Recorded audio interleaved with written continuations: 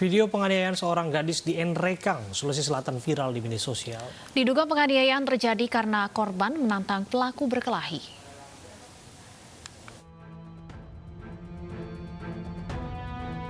Video penganiayaan yang dilakukan seorang pria terhadap seorang gadis yang direkam warga viral di media sosial.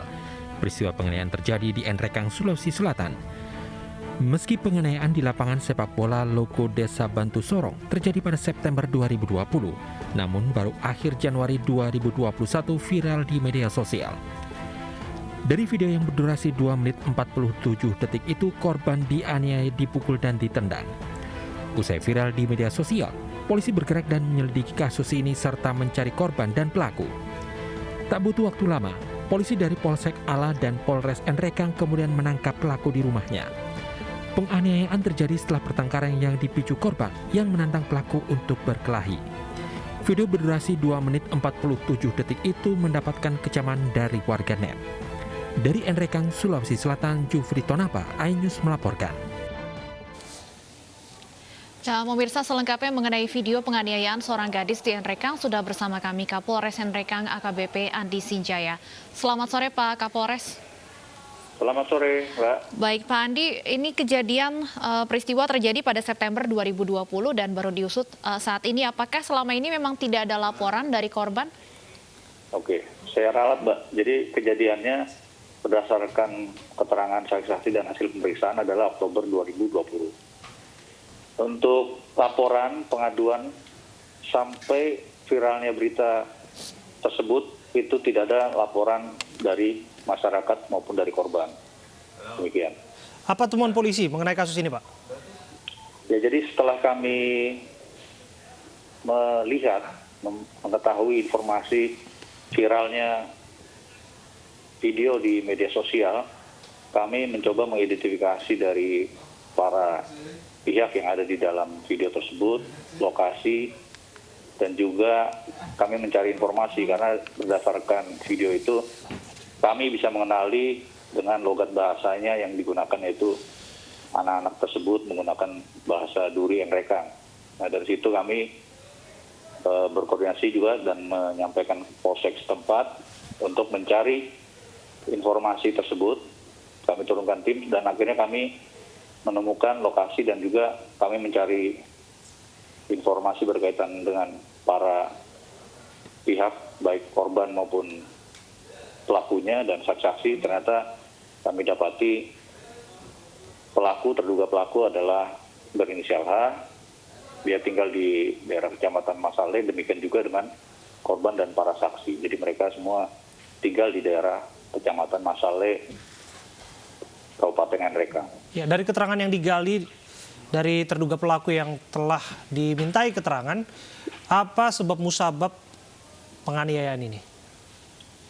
Jadi pada waktu itu, ya pada waktu kejadian, itu si pelaku mengkonfirmasi kepada korban berkaitan dengan informasi bahwasannya korban, ya, sepengetahuan dari pelaku sempat menghina korban, ya, dengan kata-kata yang tidak sepantasnya. Namun korban menyatakan dia tidak pernah melakukan hal itu karena dia mendapati informasi itu dari orang lain. Nah, namun terjadi cekcok di dekat lapangan bola di Kecamatan Masale tersebut, sehingga akhirnya terjadi pemukulan atau penganiayaan yang dilakukan oleh pelaku. Apakah artinya korban dan pelaku ini saling mengenal? Iya, korban dan pelaku ini saling mengenal. Mereka tinggal juga di daerah yang sama, dan juga keduanya juga sekolah di tempat yang sama. Mereka berteman sebetulnya. Dan hingga terakhir setelah kami temukan para baik pelaku maupun korban dan saksi-saksi, ternyata permasalahan ini sudah selesai karena ini tidak dilaporkan.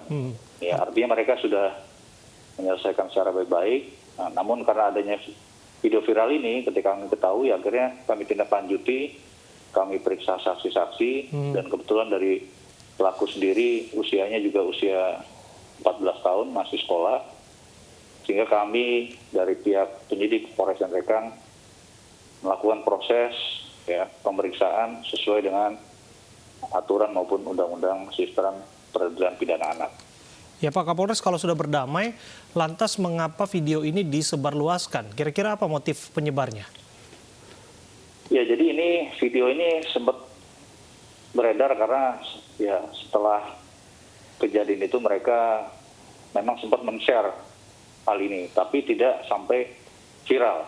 Ya, tidak sempat viral, namun tanggal 1 September kemarin ternyata viral naik ke salah satu media sosial yang cukup besar, yang cukup banyak followernya di daerah lokalan mereka, sehingga akhirnya berkembang hingga akhirnya video tersebut viral kemana-mana.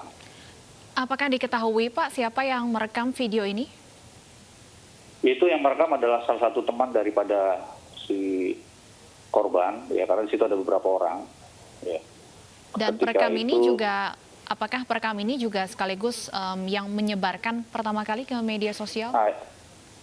Tidak, karena memang dia sempat men-share ke beberapa temannya, dan teman-temannya ini masih kita pastikan siapa yang kita masih mendalami dan memastikan untuk tersebarnya video tersebut.